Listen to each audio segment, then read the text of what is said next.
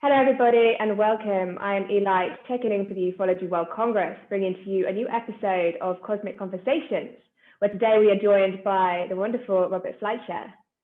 Hello, Robert. Thank you for joining us. Thanks for inviting me. So Robert is a TV journalist, presenter, and filmmaker. He has worked for a number of German public broadcast TV networks and writes articles in magazines in Germany. He is also the founder of Exopolitics in Germany and the Exopolitics magazine TV. He's done so much for the ufology community and beyond. You cover many topics, from politics to future sciences, to researching consciousness, to UFO and the paranormal. So it's exciting to be able to interview you today and a little bit more about your work and to share it with everybody on the platform. So once again, thank you for being here, and yeah, welcome. And thank you again for inviting me. It's a pleasure. Did I get that right? Sort of the introduction. Yes, everything is fine. Yeah. Okay. So the first thing I wanted to ask you is, what is your view on everything happening within ufology at the moment? Everything in America with Trump passing these new laws of having to disclose in the next 180 days many of the UFO files. That's an exciting development, isn't it? So the U.S. Senate Intelligence Committee wrote a comment to the law that was enacted only recently, and they said that the head of the Senate Intelligence Committee said there are things flying around in our restricted airspace which is not ours, which we cannot explain, and that if we don't know whose it is and they show technology which we don't have, we have to consider that a threat to our national security. And that is why they commissioned a report at the Pentagon. The Pentagon has to deliver a report within 180 days about what they really know about UFOs, or UAP as they call them now. The Pentagon itself, or the Department of Defense, has just established, or has just officially announced that they have a UAP task force. So UAP, unidentified aerial phenomenon, that's the new nomenclature for unidentified flying object, UFO. And this UAP task force was officially announced in August of 2020. But it had existed before, because even back in December 2017, when it all became public that the Pentagon had been researching UFOs for millions of US taxpayers' dollars in secret, even then it was known that the efforts were still ongoing behind the scenes, and so.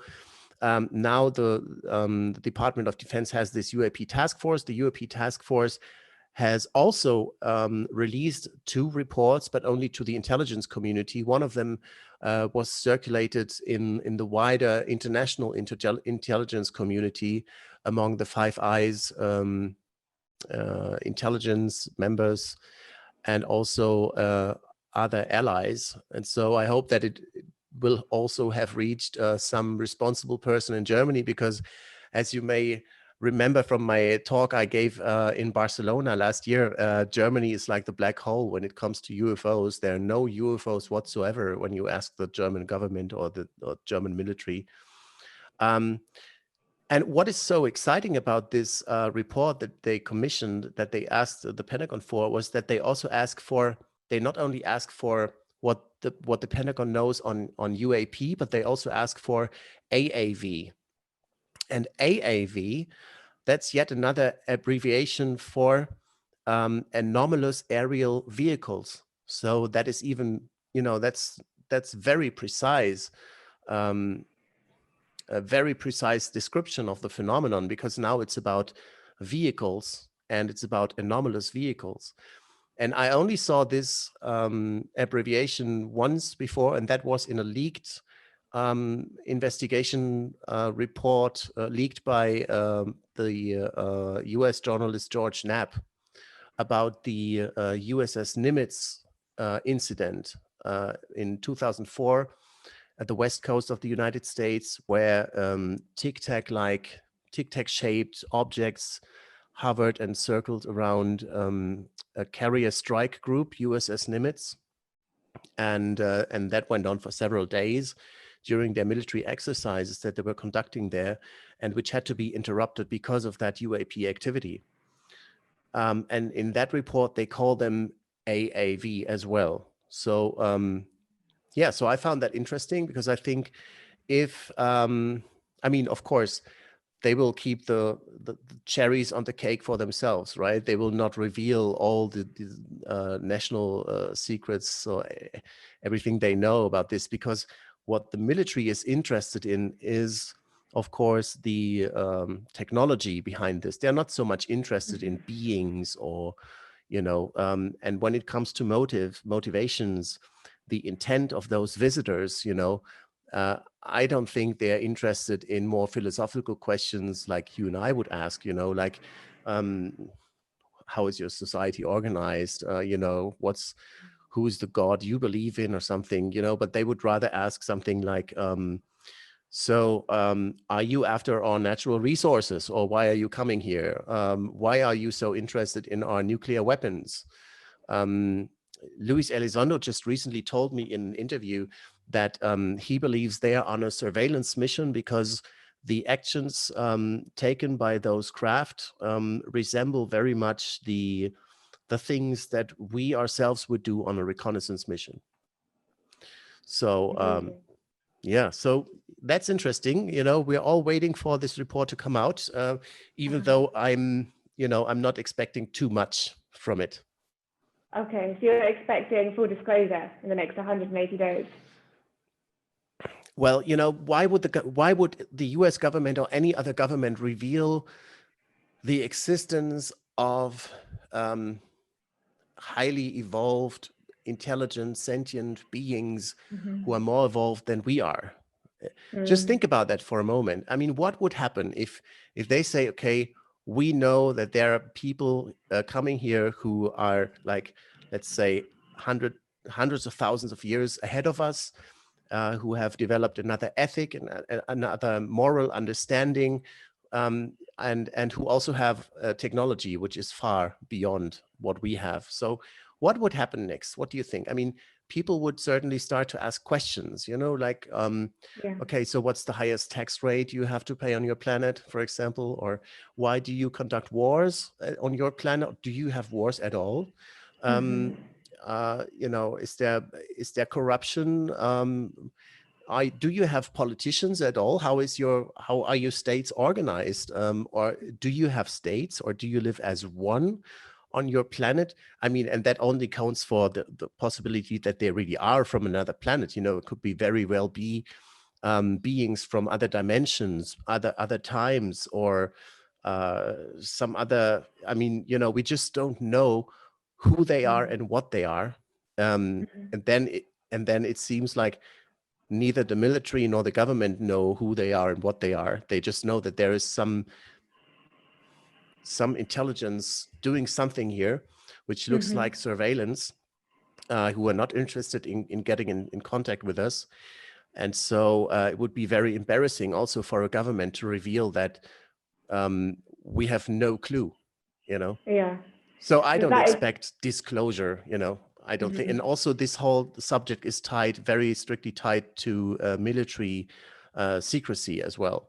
Secret technologies used to detect those anomalous objects, and so there are many reasons for the military not to disclose anything concerning UAPs, not because they want to keep secret the fact that there's another intelligence, but just because they don't want the enemy, like Russia or China, to know about the capabilities of their own equipment.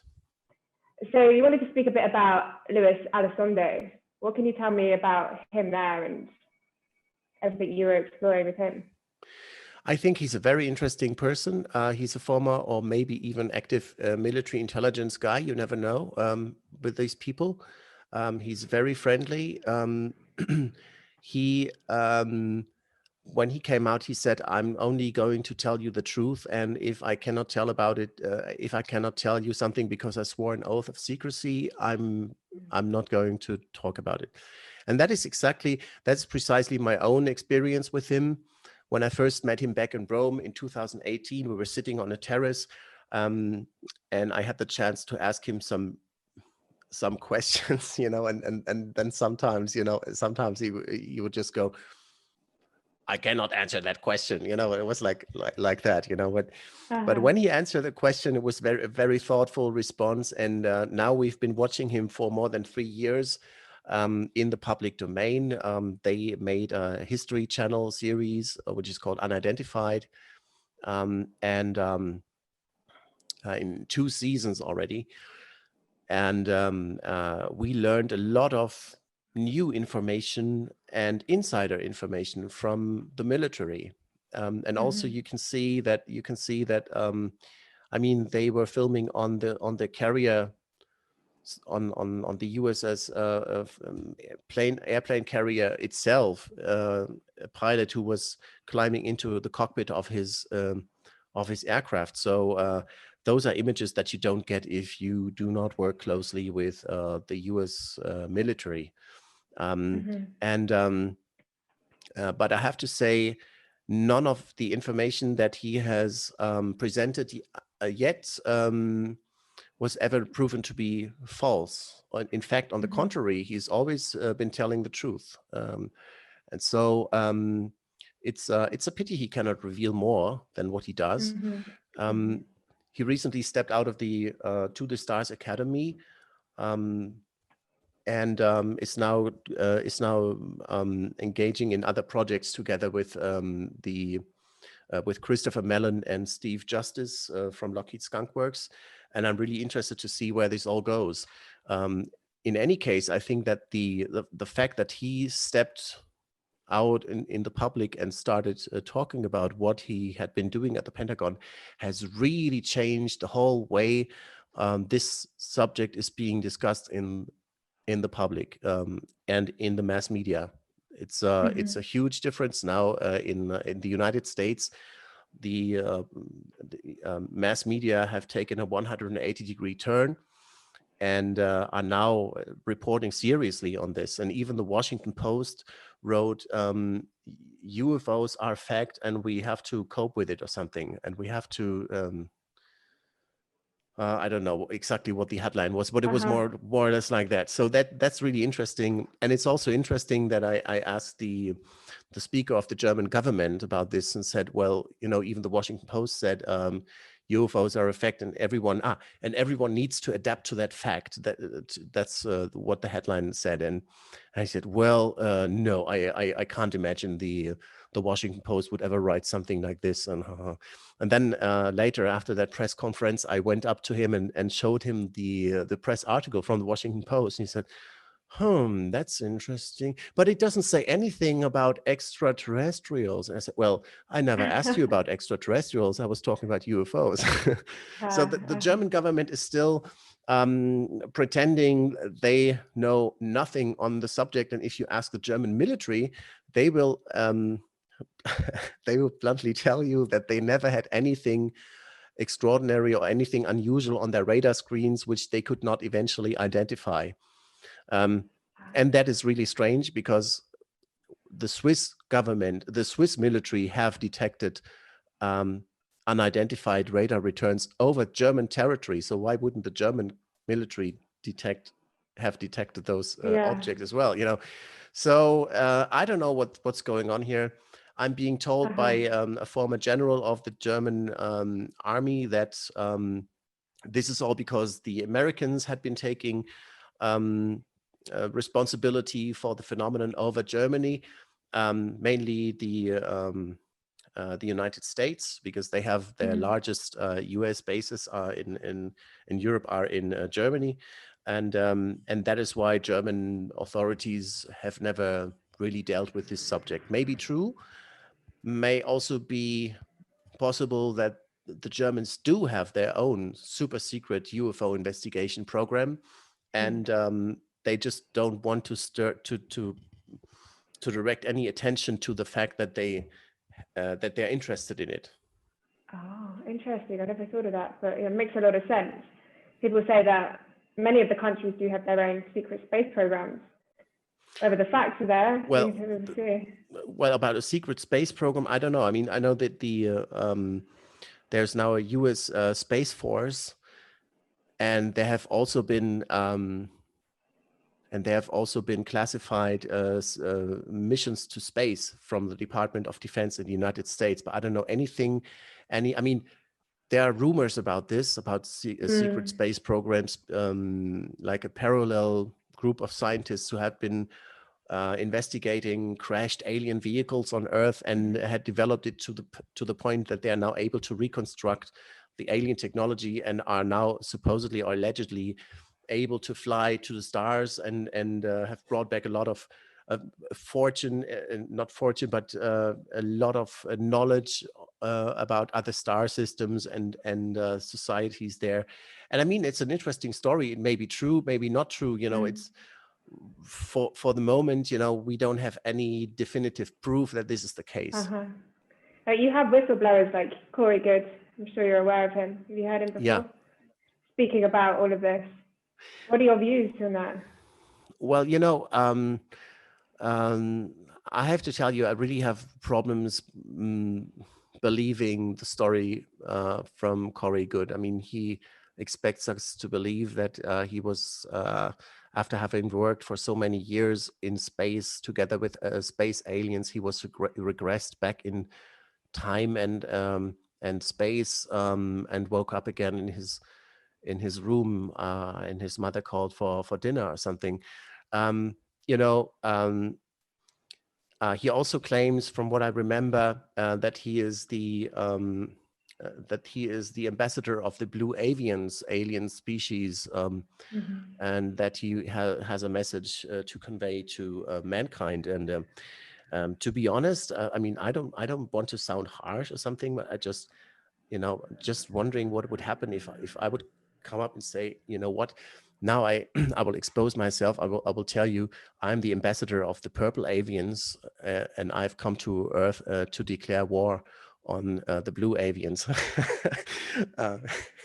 I mean, no, honestly, I mean, this is a long and fascinating story by Corey Good, who's been telling state secrets over and over again, together with David Wilcock in that Gaia show, one episode after another, you know. And I'm just wondering, if any of this were true, why isn't he already in jail? You know, why do they allow him to keep talking about this? And also, if you listen to the messages that he conveys, my friend Richard Dolan, he once wrote a piece on it, and he said, well, the message that supposedly comes from the blue avians, that's like the usual love and peace, esoteric stuff that you would hear on the US West Coast.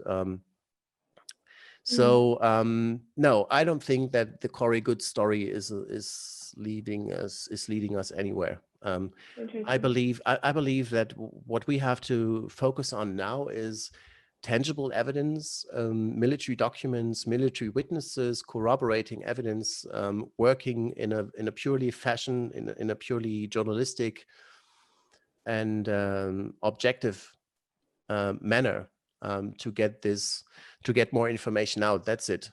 I mean, yeah, it's interesting what you say.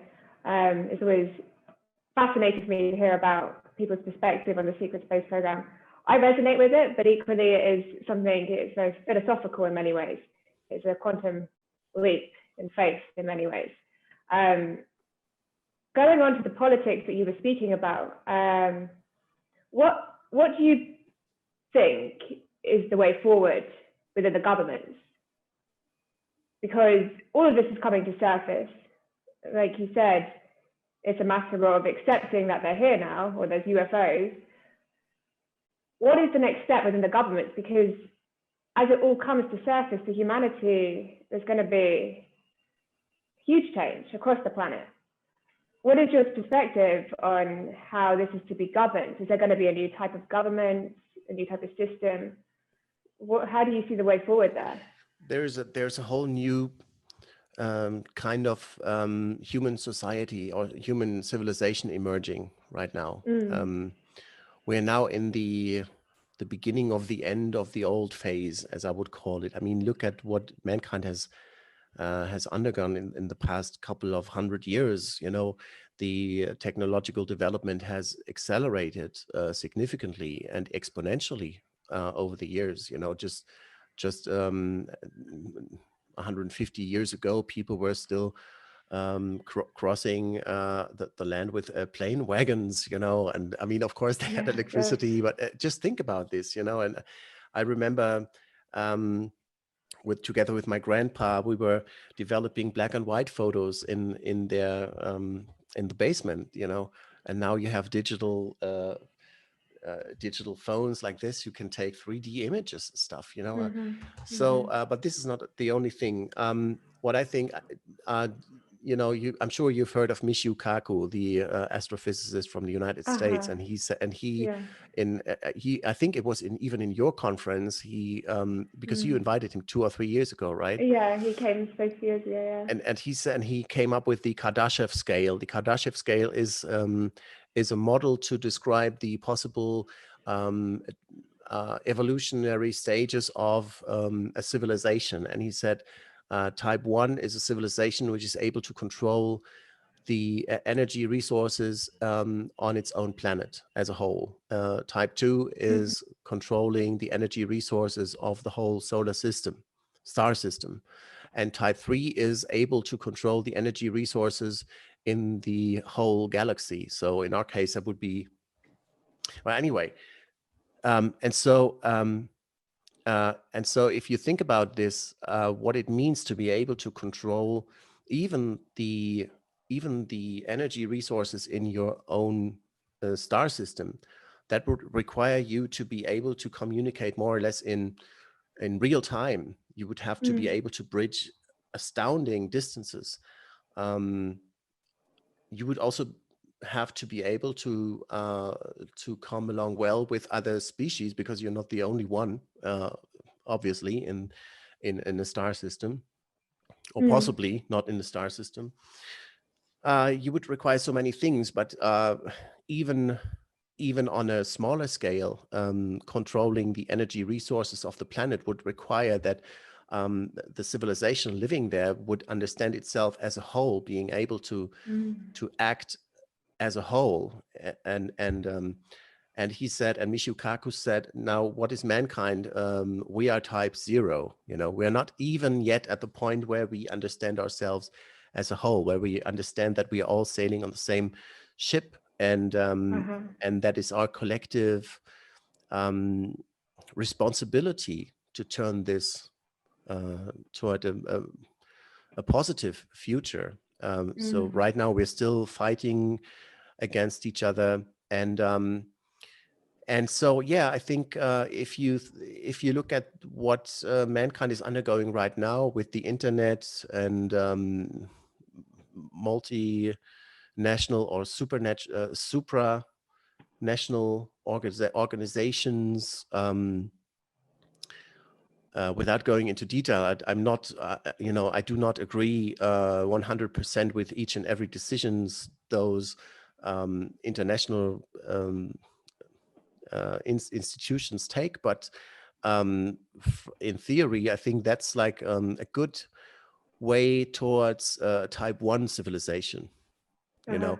And then and I think once mankind has reached that goal, that they understand themselves as a whole, that they take into account the entire civilization and not just some elites who want to make more money, want to have more power, you know.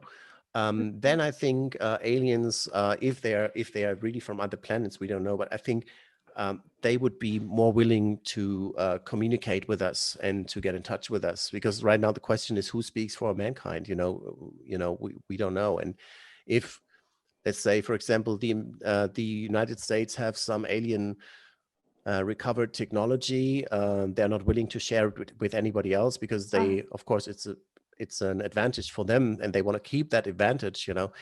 So it's really difficult. I just hope that, you know, sometimes I just hope that some aliens would land and stop the madness that's been going on here for for quite some time, you know.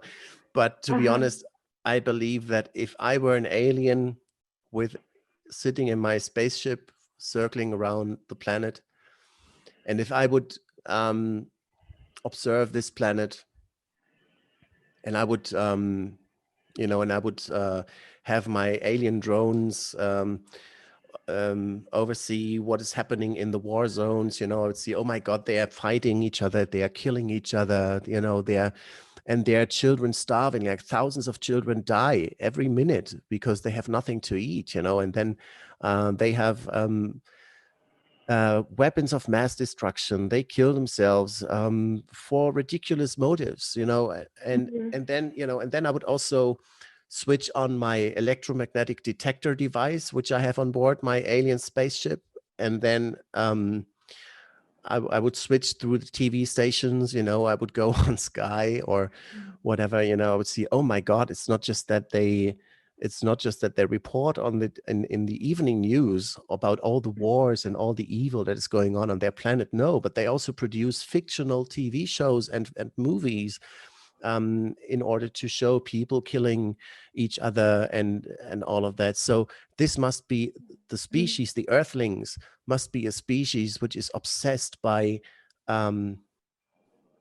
malign behavior, you know, bad energy. This is a dangerous species. So me being an alien sitting in his spaceship, cruising around and circling around the planet, I would certainly try to get the rear gear going and get out of there the hell, you know, as fast as I can, because I think it's not someone once said the fact that they have not contacted us is the proof that there is intelligent life out there is the fact that they haven't contacted us yet. Well, what do you think about Avi Loeb? He's recently been saying that, you hear what he's been saying about extraterrestrials coming to the planet, being in contact with Professor humanity? Avi Loeb from the Harvard University. What are your views there? Yeah, that's interesting. He was talking about the Oumuamua object. I have to say, though, I'm not so much into SETI and all of the radio astronomy breakthroughs, but I think this is a very promising development that even now, from the mainstream science point of view, they're starting to take something seriously. Also, there was a radio signal that people believed came from Proxima Centauri, which is the closest star system to us. It's only 4 light years away. And I found that really interesting. I have the impression overall that news reporting on the whole subject of extraterrestrial life and even the UFO subject has become broader and has become more serious in recent months. And so that makes me really optimistic about the future, because honestly, I think one of the best things that can happen to mankind is that people understand we are not alone. And because that would mean that maybe they would start thinking about themselves and start thinking about what an awful image they would give to another species. The sound's gone.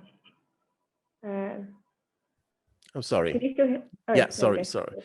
So I said, I think one of the best things that could happen to mankind is that mankind understands we are not alone in the universe, because it would make us reflect who we are and what is our place in the universe. And it would also hopefully make some of us think more about what an awful image we give to another species who may be watching us, you know. Because if there's something else watching you, then you start to think, okay, what is it? How am I behaving? You know, and right now, mankind is on a terrible path of destruction, destructing its planet, destroying itself. You know, I think it's just a matter of time. Everything is going to be all right. Oh, wonderful. And that's what I wanted to ask you actually to close. Do you have a positive message, any advice to give to people awakening to all of this information, people beginning to see the realities different?